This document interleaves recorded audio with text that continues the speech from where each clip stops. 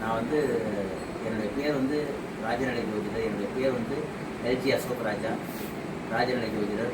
கபிசலம் பக்கத்தில் பாபநாசம் என்னுடைய அலுவலகம் இருக்கிறது. சாதாரணமாக இந்த கோயிலுக்கு வந்தோம், இன்றைக்கி சாமி கும்பிட்டு போகலான்னு வந்தோம். பிரதோஷம் அப்படின்னு இன்றைக்கி பிரதோஷம் செவ்வாய்க்கிழமை, மிருகசீச நட்சத்திரம் இன்றைக்கி செவ்வாய் மிருகசீசம் சேர்ந்தனால இன்றைக்கி இந்த கோயிலுக்கு வந்தோம். அதனால் இங்கே தலபுருஷன் வந்து கருங்காலி மரம். இந்த கருங்காலி மரம் வந்து இந்த கோயிலோட விசேஷம்.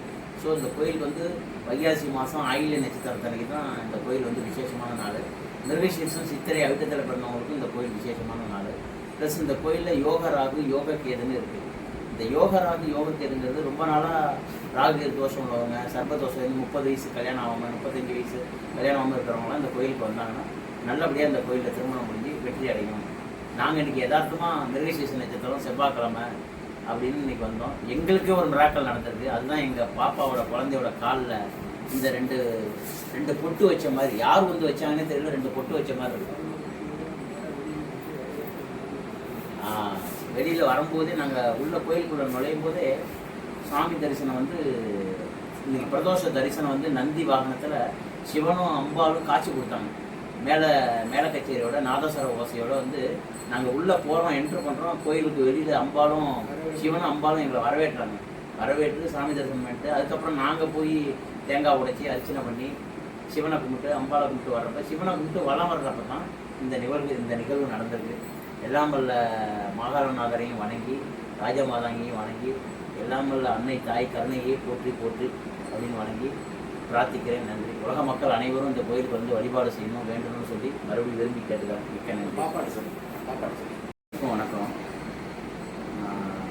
திருமாலம் அப்படிங்கிற கோயிலுக்கு நான், என் ஒய்ஃபு, என் குழந்தை எல்லாமே வந்தோம். கோயிலில் வந்து சாமி தரிசனம் பண்ணிவிட்டு சிவபெருமானை வணங்கிட்டு அம்பாளை ராஜமாதாங்கியை வணங்கிட்டு வந்தோம். இதுக்கு ஐயா வந்து அர்ச்சனை பண்ணி அபிஷேகம் பண்ணி சாமி தரிசனம் பண்ணிவிட்டு வளம் வர்றப்ப துர்க்கையம்மன் சன்னதியை தாண்டி வர்றப்ப நானும் என் ஒய்ஃபு என் குழந்தை எல்லாம் வர்றப்ப என் குழந்தைக்கு வந்து காலில் வந்து லேசாக எறும்பு கடிச்ச மாதிரி இருந்து காலை அப்படி தேய்ச்சிருக்காங்க. அது தேய்ச்ச உடனே அந்த பாப்பாவுக்கு வந்து 2 கால்லையும் வந்து விரலையும் வந்து பொட்டு வச்ச மாதிரி இருக்குது. யார் பொட்டு வச்சாங்க அது பாப்பா கேட்டால் தெரிலங்குது. அப்புறம் பார்த்தா அந்த குழந்தை பொட்டு வச்ச மாதிரியே தெரியல. எங்கள் பாப்பாவுக்கு வந்து ஐயர் தான் பூசிட்டாங்க. எங்கள் பாப்பா வந்து ஐயர் தான் நெத்தியில் குங்குமம் எல்லாம் பூசிட்டாங்க. ஆனால் இந்த கீழே காலில் யார் பொட்டு வச்சாங்கன்னே தெரியல. ஆனால் பொட்டு வச்ச மாதிரி பாப்பா வச்சுருந்தா கூட அப்படி வைக்காதானே, யார் வச்சிருமான்னு தெரியல வச்சுருந்துருக்காங்க. அப்புறம் வந்து அம்பாலாம் கும்பிட்டுட்டு போட்டு வெளிப்பாடுலாம் கும்பிட்டுட்டு இதை வந்து பார்க்குறோம். அவங்க வந்து ஒரு நல்ல விஷயம் தான் சொல்கிறாங்க. ஐயர்கிட்ட கேட்டோம், அங்கே உள்ள கோயில் குருக்கள்கிட்ட கேட்குறப்ப இது நல்ல விஷயம் தாங்க, உங்களுக்கு நல்ல உத்தரவு கொடுத்துருக்குன்னு சொல்லி சொல்கிறாங்க. மிக்க மகிழ்ச்சி. இது வந்து மாகாளநாதனுடைய கருணை, ராஜா மாதாங்கியோட கருணை. எல்லாம் உள்ள இறைவனை பிரார்த்திக்கிறேன். மிக்க நன்றி. வாழ்த்துக்கள். நான் சும்மா தான் வந்து பார்த்தேன். எனக்கு காலில் இருந்து எறும்பு கடிச்ச மாதிரி இருக்குன்னு தான் பார்த்தா, அதை வந்து எப்படி வந்ததுன்னு வேறு எனக்கு தெரியல. யார் வச்சுட்டாங்கன்னு வேறு தெரியல. அம்மா வைக்கல, அப்பாவும் வைக்கல, நானும் வைக்கல. அவன் வந்து எறும்பு கடிச்ச மாதிரி இருந்ததுன்னா பார்த்தேன். எனக்கு இது ஆச்சரியமாக இருந்துச்சு. எனக்கு